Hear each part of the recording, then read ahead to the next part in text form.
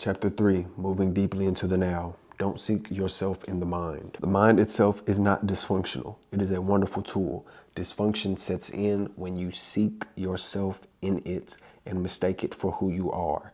It then becomes the egoic mind and takes over your whole life, 100%. The mind is a tool. It is doing a great job. It can do exactly what it's designed to do and execute it perfectly. But it is important to program it correctly. If programmed a certain way as a child, it will be in that direction forever unless it seeks change or unless change is acted upon it. That being said, if you start off with bad programming, bad mind states, bad behaviors, they will be executed flawlessly. Therefore, you must go and change that initial programming to one that you want executed. The mind will do what it's told. The trick is telling the mind or giving the mind proper instructions. And you can only get that power once you've acknowledged the mind and broke down the layers and seen into yourself a bit. To be identified with your mind is to be trapped in time, the compulsion to live almost exclusively through memory and anticipation. Yeah, this is when time begins to fly for people. A lot of people say, like, dang, time's just flying. Like, I don't experience that at all. I experience my time very, very slowly. A year, a week, a day is so long when you are constantly applying your attention to the moment and you're constantly paying attention to what's going on right now. Once you get into thinking about the past or worrying about the future, like, you're missing all that's happening right now. It is a very, very, very, very, very big jump to condense all of your awareness into the present moment so that you are experiencing more and therefore live longer, experiencing more time. You know what I'm saying? Like, you gotta make that shift. Suffering needs time. It cannot survive in the now. Suffering, what he means is anticipation. He's saying suffering is anticipating something to come, being afraid.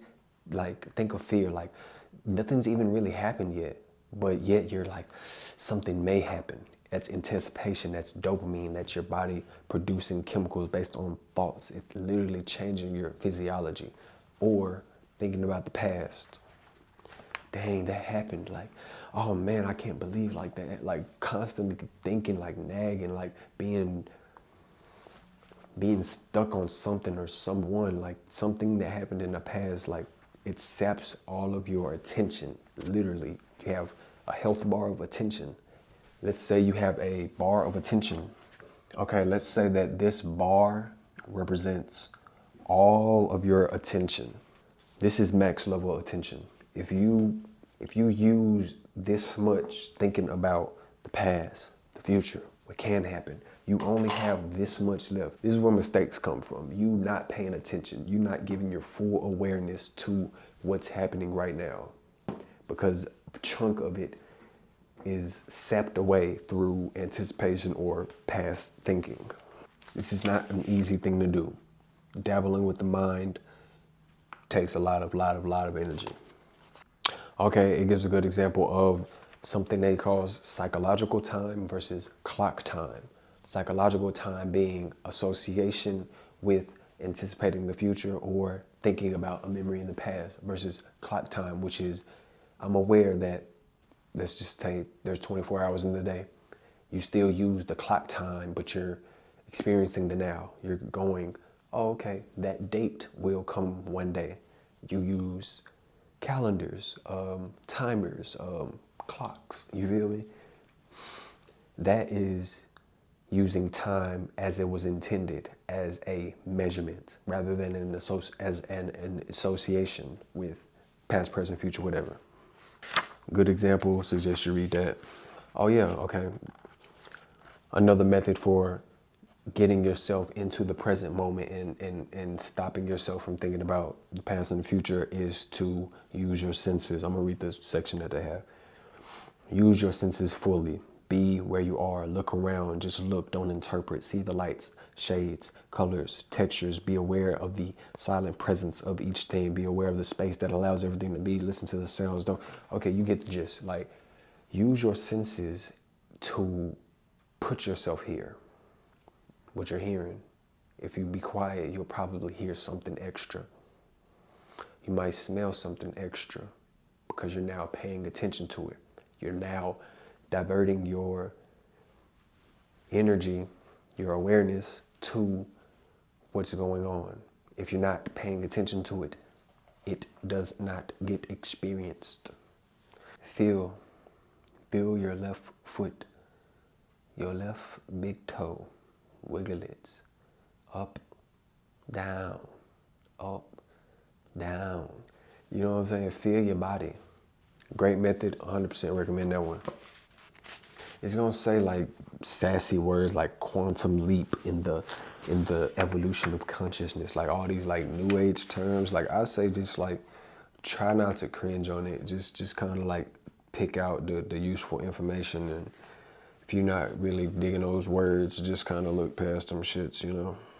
Do not be concerned with the fruit of your action. Just give attention to the action itself. Okay, I wouldn't agree with this. To not be concerned with the fruit of your action, I think what he's trying to say is like, oh, don't be concerned of what's to come, but rather just be fully engaged in the present. I would say, yeah, but at the same time, be aware of consequence. Acknowledge like what I am doing right now has an effect. You know what I'm saying? Don't just be doing shit willy-nilly like, oh, fuck everything. I'm just gonna go about my life right now. No, like, oh, fuck my job. Just, you have consequences for your actions. Definitely, you know, be cautious and be mindful. Don't just, you know, zap this knowledge into your brain and taking it without analyzing what it actually means. But he's saying like don't be worrying about like trying to gain something like in terms of anticipation, but definitely be aware like you got consequences, bro. All right, moving on to chapter 4, mind strategies for avoiding the now. When you have had your first few glimpses of the timeless state of consciousness, you begin to move back and forth between the dimensions of time and presence. First, you become aware of just how rare your attention truly is in the now, but to know that you are not present is great success. That knowing is persistent, even if initially it only lasts for a couple seconds of clock time before it is lost again. All right, so 100% true. It is a very gradual process. I'll tell you a little story. When I first began practicing meditation, I set a clock or a timer, put my phone down, clicked on it, and I said, all right, I'm gonna see how long I can meditate. Close my eyes, bro, and bro, I was meditating for like at least 10 minutes. Like, I could have swore it was at least 10 minutes, bro. I looked at it, bro, it was like 1 minute and 57 seconds, or like barely like 2 minutes, bro. And I was like, damn, like it felt like that was at least 10 minutes. I was like, bro, I know I just sat there and experienced at least 10 minutes, but I got up without even thinking about it. As soon as I had an idea like, oh, I wanted to go do something, I got up and I clicked on it and I saw that it was only 2 minutes. I said, what the fuck? Like, like, it was a realization like, damn, like I couldn't even sit with my mind for 2 minutes, but I can go 3-4 hours on TikTok, no cap. Boy, I can go on TikTok for a day. I'll be on TikTok, bro. I can go for a TikTok and not remember none of the TikToks that I just watched. I'll sit there, bro. I can go on YouTube. I can be on my phone for hours, bro, but I cannot sit and be present with myself for 2 minutes. And that's when I made the decision to discipline my body, discipline my mind, and say, you're not getting up from this spot, like no matter what, until you do the required amount. So whatever practice you want to do, go with it. Building up the state of presence, building up the state of presence is like exercising a muscle. Must be done repetitively, consistently, and with full engagement and presence if you want to get better at it. The more effort you put into it, the more you will grow and develop in that area. That is true for all things. If you want to develop presence and mind, you must engage with it.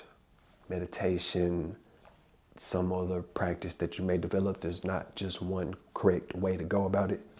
Do whatever the hell you want.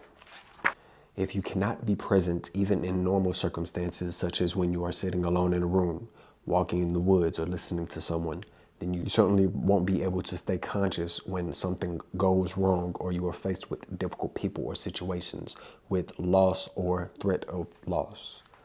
Let me explain this in a better way. This is like practicing something,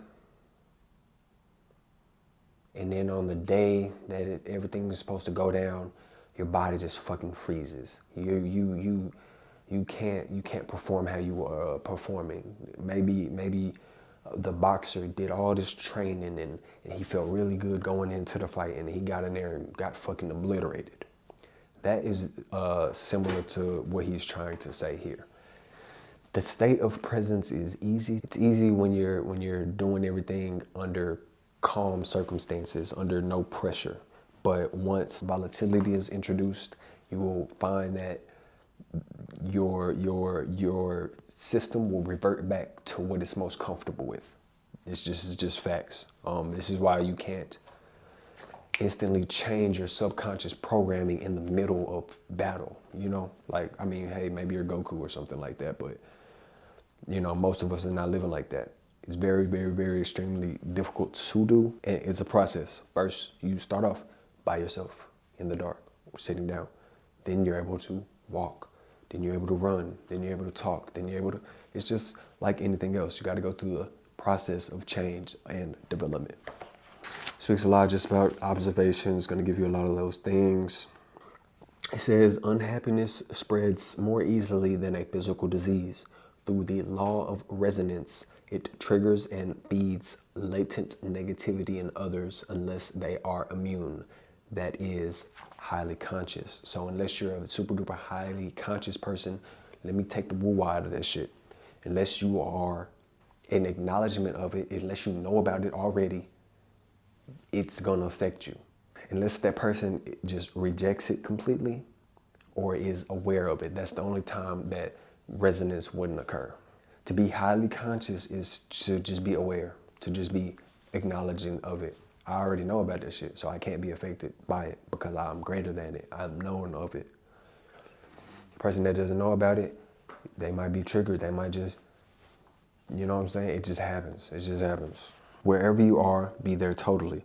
If you find your here and now intolerable and it makes you unhappy, you have three options.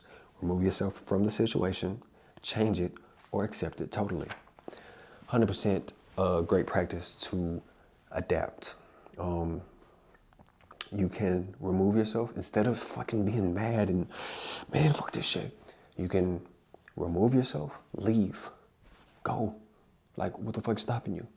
Like, remove yourself, go. Change what's going on, change it. Like, change it.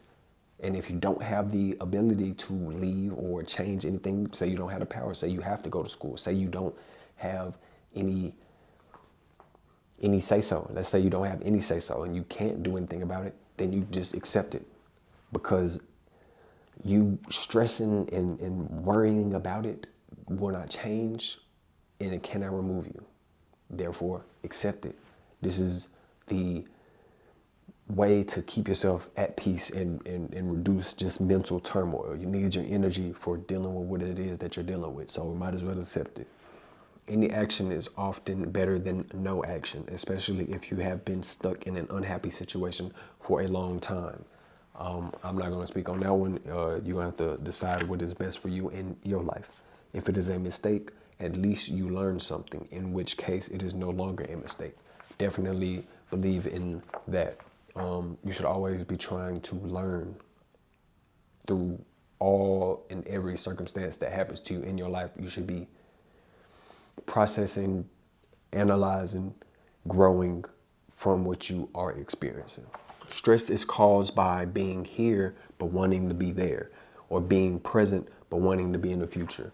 I would not agree with that. I would say a better way to say it is stress is my desire nature not being fulfilled right now. Like, I want something, but it's not happening. Therefore, I'm experiencing stress because what I'm desiring is not being manifest. It's not what I want. That's why I would say. I wouldn't say you want to be here. Like, it's not. I wouldn't say it like that. Waiting is a state of mind. Basically, it means that you want the future. You don't want the present. You don't want what you've got, and you want what you haven't got. With every kind of waiting, you unconsciously create inner conflict between your here and now, where you don't want to be, and the projected future, where you want to be. This greatly reduces the quality of life by making you lose the present. I'm just going to speak on the idea of waiting around for things to get better, waiting around in passivity instead of engaging with your life and taking action. I would say waiting, like he said, is a state of mind, and it is a negative one. It is akin to wish and belief and just hope. That doesn't really exist. From my experience, that doesn't work. It doesn't work at all. Don't wait for the perfect time, for the perfect moment, for the perfect this, for the perfect that, for the stars to align. Doing so is sitting in anticipation. It's lazy. It's refusal to engage with what is. Waiting is not the way to go. Don't do it. Don't trick yourself into doing it. If you find yourself waiting, know that you will wait forever. Don't live in regret. If you really want to do it, go do it, bro. It talks a bit about purpose. It says the only thing that is ultimately real about your journey is the step that you are taking at this moment. That's all that there ever is. We've already acknowledged that the present, the now, what's going on right here is the only thing that ever will and can exist. There is no past, present, future. We went over that. There's a lot more in here, but it's really just reiterating understanding what the now is and how the mind associates to it. Chapter 5, the state of presence. It starts off by saying, it's not what you think it is. You keep talking about the state of presence as a key. I forgot to mention, this book is written as a dialogue between a hypothetical person and, the questions that they may come across, the natural questions that oppose the mindset he's trying to introduce. That's how he's kind of explaining this book. Pretty interesting. It is not what you think it is. You can't think about presence, and the mind can't understand it. Understanding presence is being present. This is true. This is not something that you will be able to intellectualize. This is not something that you're going to be able to think about. This is something that must be. And the only way to truly gain it or experience it is to experience it. It sounds backwards, it sounds faulty, but to be without thought, to exist without thought, is probably going to be a new thing for you. You probably have never done it before. Therefore, this state that he's speaking on, it's going to be difficult to perceive at first. But I mean, if you continue to do it, you will eventually get it. It's going to give a little bit of tips and tricks on how you can kind of experience the state that he's referring to as presence. Okay, and then it says that you'll be in a state where you are free from thought, yet you are highly alert. And that's true as well. It's the most alert you can be. It's paying attention to the moment in full, not trying to dilute your energy by thinking about any other thing but experiencing what it's not even thinking, it's just simply experiencing and responding what you are experiencing in your present moment, in your day-to-day, in your moment right now. Being fully engaged through nothing but awareness, not thought, but just simple observation and awareness. You don't need to be thinking all the time. What do you mean by rooted within yourself? It means to inhabit your body fully, to always have some sort of your attention in the inner field of your body, to feel your body from within, so to speak. Body awareness keeps you present. This is true. One technique that I used when I was first developing this within myself is anytime I would catch myself distracted or swayed by any type of thought, I would recognize it and I would do this. Literally means nothing. I just chose my middle finger. Literally, I would just do this. Or maybe you can snap or click your feet, whatever you want. Just set yourself a reminder. Well, that's what I did. I ain't gonna tell you what to do. I set myself a reminder. I would just go like this and it would root me back into the way I know I need to be. This is a way to trick yourself into the way that you want to act. You know, you have to use any means. And this is just one that I use. I just said, I'm just gonna touch my middle finger. This is all I'm gonna do. Every single time I would get distracted, I would just go like this and I would immediately remember how I'm supposed to be acting right now, how I'm supposed to be thinking right now, what is supposed to be on my mind. No, DJ, don't think like that, don't think like that. You have to do that. You have to continuously repeat it until that mode of operation is dominant in you. Right now, it's not dominant because it's new. You must persistently feed it, water it, grow it until it dominates your body. Then you won't have to worry about it anymore. The initial effort is the hard part. The younger you are, the easier this is. The more you sit in your ways, the more difficult this thing is going to be to express for you. It's going to give you a few biblical references, I guess that are helpful. It's going to speak on just trying to understand the state of presence. You're going to make analogies towards it, to it being stillness. Again, that is not peace and serenity. That is not none of that shit. It is being behind your eyes, understanding, like having a purposeful gaze, purposeful attention, being aware intentionally. That's how I would say it. It's not some mystical, cool shit. None of that shit. Speaks a bit on consciousness. Consciousness, the observing presence within us, our consciousness, to become conscious of something, to be aware. It's going to talk a little bit about what consciousness is. It's going to talk a little bit about, like I said, biblical stuff, Christ, things like that. Even if you're not Christian or you don't believe in that type of stuff, still worth reading and just listening to the examples just for sake of understanding what he's trying to describe, the idea or the principle presence or stillness or consciousness. Like he's trying to just basically get you to understand what that is, what that means, what it feels like, how to experience it. So it's going to expand on the idea of presence by helping you understand your inner body, your inner world. Yeah, he's going to do his best to describe what this body is, what it feels like, and just really just how to see it, what he's referring to. If you keep your attention in the body as much as possible, you'll be anchored in the now. Use those techniques. That's the one I used. That's anchoring myself into the now, making myself present, making myself be. Anytime that I know I was waving and my thoughts wasn't correct, I would do this and it would center me. It would bring me back to how I want it to be. This is me physically trying to keep attention within my body. You can do anything. You can do this. You can do this. You can do this. Like you can do whatever you want. You can bite your tongue, bite your cheek, wink 3 times. Like if you don't even have to have any type of physical stimuli. You can just be aware of it. I had to use that for a while. I don't have to no more, but I had to go like this for a while. So do what you want.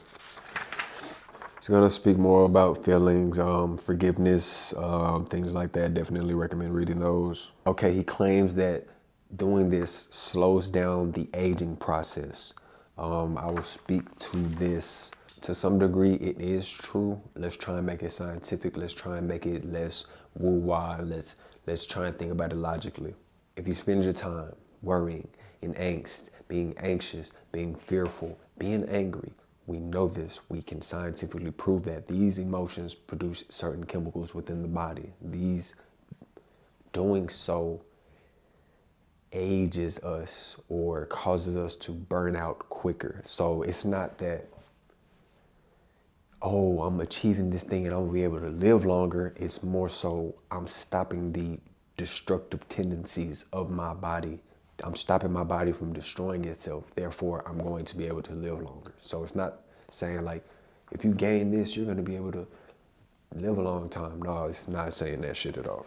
It's pretty logical. You being more present, you being more noticeable of your thoughts, you are wasting less energy. You are devoting more time to being healthy. You are not indulging in destructive qualities. Therefore, if you think about it like that, it really do make sense. It speaks on the immune system. I can attest to this personally. I was a kid who got sick every single year. It wasn't until I was in my early 20s when I started paying attention to my mind, my body, my habits, exercising, things like that, improving my mental health, that I stopped getting sick. I haven't been sick in a while. Let the breath take you into the body. Okay, so I'll speak on that. A lot of cultures, doctrines, they'll emphasize the importance of the breath, of breathing, and that is because breath is correlated with the mental state, the mind. When someone's panicking, what do they say? Breathe, breathe, just take deep breaths, like, or like breathing into a bag. That is because breathing is directly tied to the mind. Even if you study like esoteric and occult things, you will find that, okay, the breath and the mind are linked. So the breathing stuff, definitely true. It speaks more about the inner world. I recommend reading that chapter. It's a good one. Okay,